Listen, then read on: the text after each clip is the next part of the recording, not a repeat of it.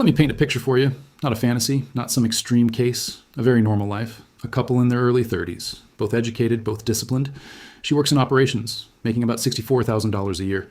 He's in IT support, bringing in close to $72,000. Combined, just over $135,000 a year.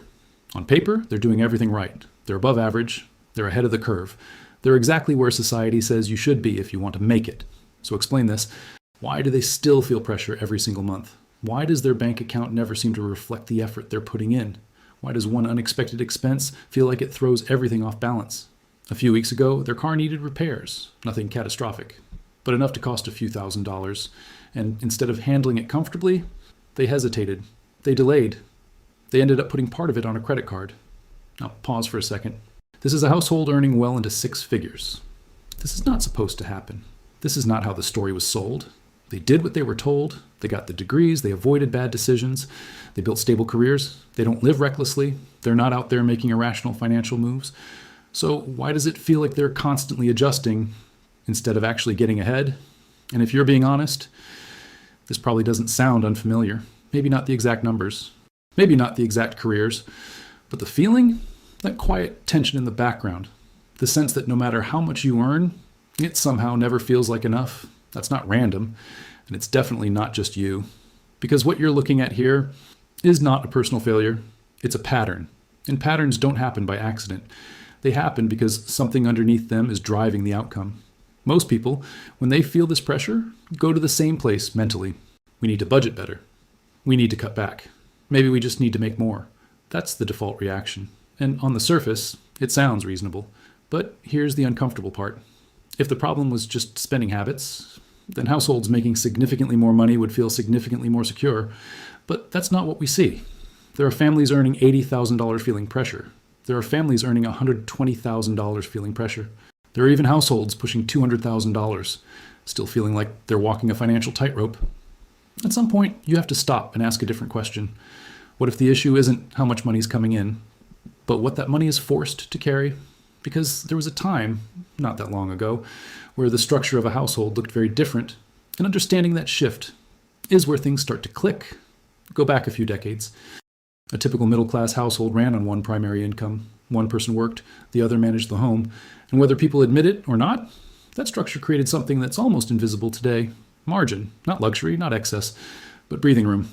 If something went wrong, there was space to adjust. If income dropped, there was still a path to recover. There was a built-in layer of flexibility. Now fast forward to today. That structure is gone. Not partially gone. Completely replaced. Two incomes are no longer an advantage. They're the baseline. And that changes everything.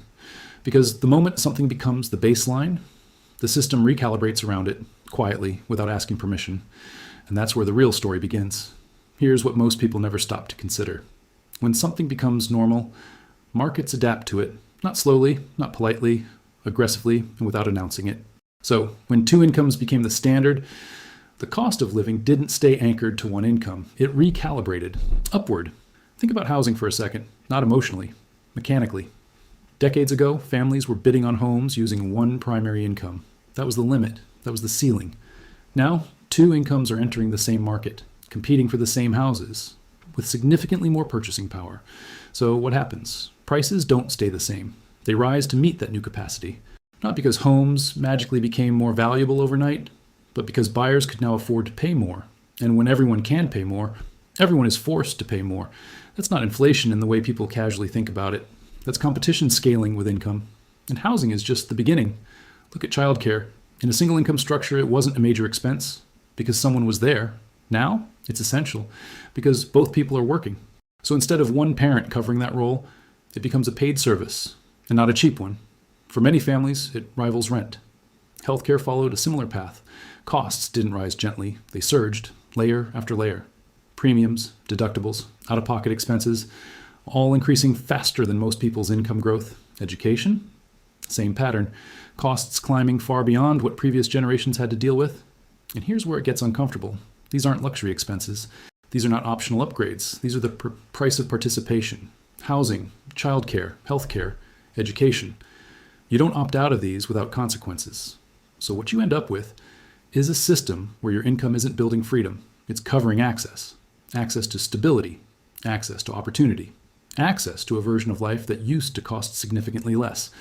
And this is where the pressure starts to make sense, because now every dollar you earn already has a job waiting for it before it even hits your account.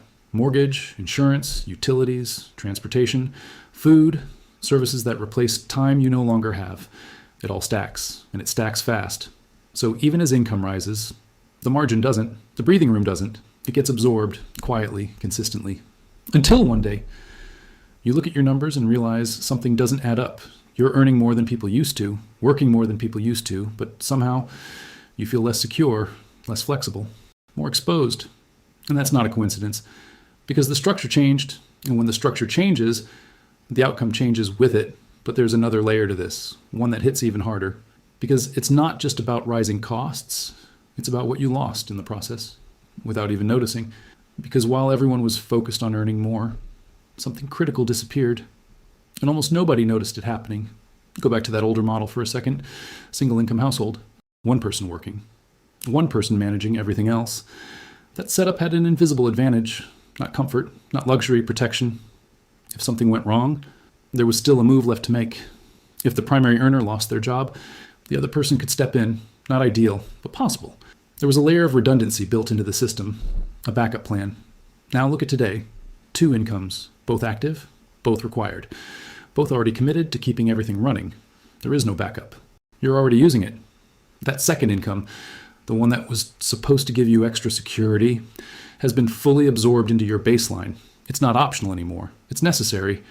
And that changes the entire risk profile of your life. Because now, if one income disappears, you don't just lose money, you lose stability. The system you built stops working. And this is where the pressure people feel starts to make sense on a deeper level. It's not just about bills. It's not just about expenses. It's about fragility. You're operating at full capacity all the time. There's no slack, no margin for error, no room for disruption. And life, by default, is unpredictable. People get laid off, companies restructure, health issues show up, family emergencies happen, burnout hits, priorities shift. And when any of those things happen, the structure doesn't bend, it cracks, because it was never designed to absorb stress. It was designed to function under perfect conditions. And perfect conditions don't last. That's why so many households feel like they're walking a tightrope. Because they are. Everything works, as long as nothing goes wrong. And that's not stability. That's exposure.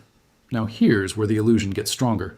Because everything we've talked about so far is happening in the background. Quietly, but on the surface, it looks like you're doing better. You see a higher combined income, a bigger number on paper, and that number starts influencing your decisions.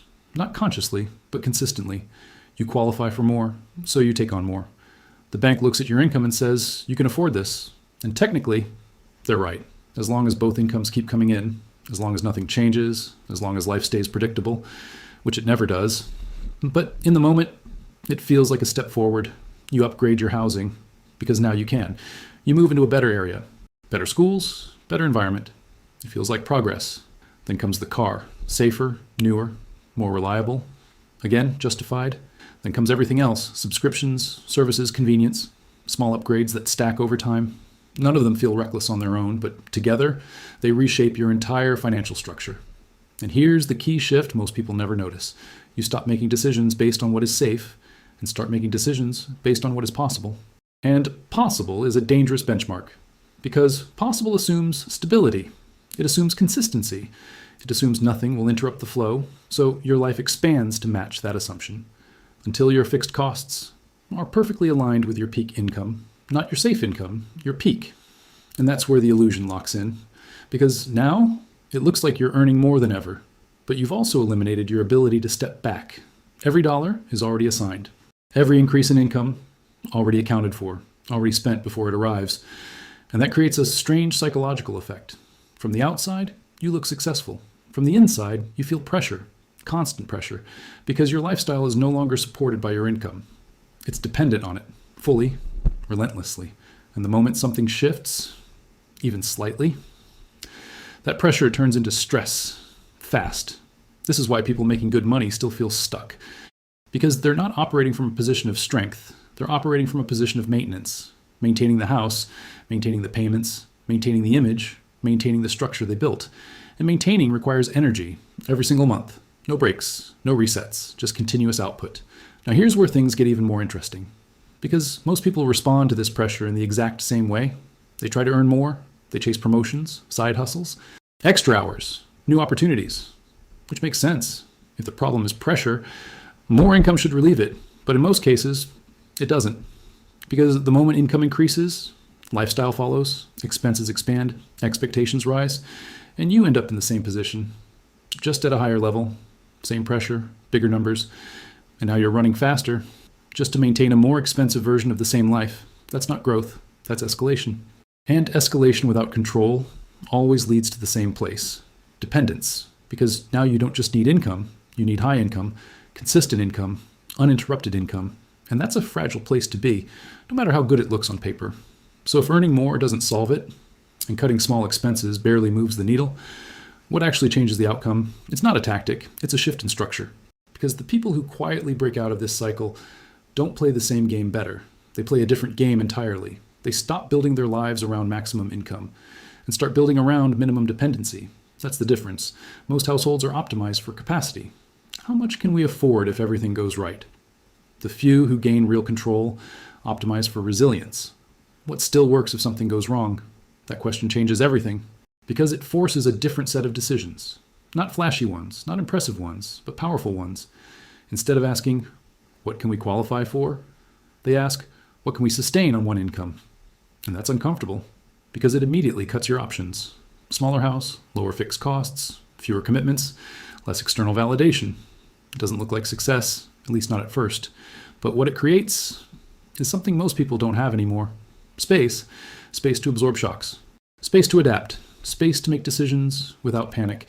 Because now, the second income isn't survival, it's leverage.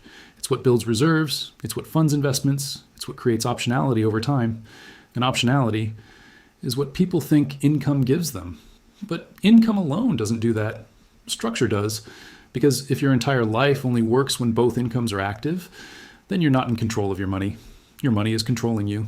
And the system you built owns your time, owns your decisions, owns your ability to step back.